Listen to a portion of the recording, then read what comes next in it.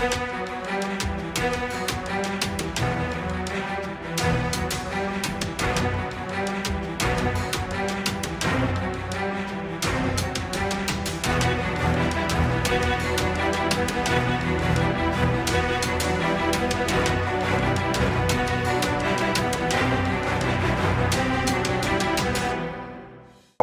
आपलं सर्वांचं स्वागत. अहिल्यानगर मधील तापमान 42° पर्यंत पोहोचलेले आहे. दुपारी 12 नंतर अनेक रस्त्यामध्ये शुकशुकाट आपल्याला पाहायला मिळतंय. या संदर्भात आपण बातचीत करणार आहोत. सर, नगरमधलं तापमान प्रचंड वाढत आहे. आपण रुग्णालयात कशा पद्धतीने काळजी घेतलेली? नगरमधलं तापमान पाहता मागच्या वर्षीच्या तुलनेमध्ये 2 ते 3 डिग्री जास्तीचं तापमान आपल्याला आढळत आहे आणि ते 42-43 डिग्रीज पर्यंत जात आहे. आणि त्याप्रमाणे आपण जिल्हा रुग्णालयामध्ये योग्य ती व्यवस्था केलेली आहे. ज्यावेळेस रुग्ण उष्माघाताचा येतो त्यावेळेस त्याला जे आढळून आलेले लक्षणं असतात त्याप्रमाणे त्याचा उपचार केलेला असतो. आणि आता नागरिकांनी कशा पद्धतीने काळजी घेणं गरजेचं आहे?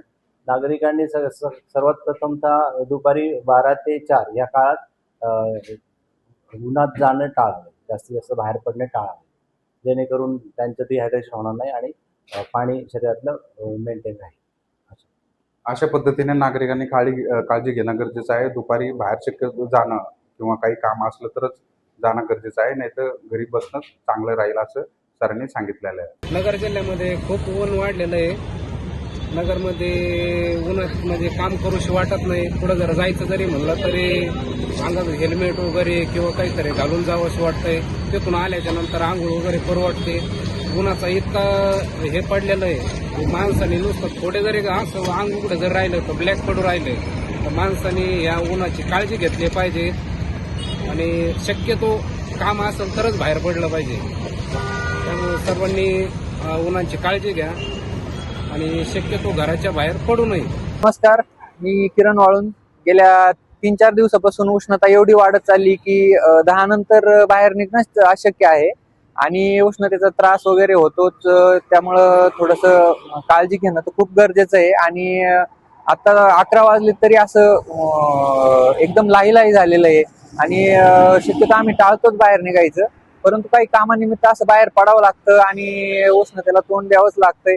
तर काळजी घेणं तर आता सध्या खूप महत्वाचं आहे. नगरमध्ये खूप तापमान वाढलेलं आहे. इतर काही वर्षांपेक्षा या वर्षी जास्त तापमान आहे, त्याच्यामुळे आम्ही जास्त बाहेर पडणं टाळतोय. शक्यतो आम्ही 10 नंतर बाहेरच पडत नाही. त्वचा वगैरे खूप ड्राय होते, पाणी जास्त प्यावं लागतंय. त्याच्यामुळे सगळ्यांनी काळजी घेत जा. पोपट पिटेकर, अहिल्यानगर.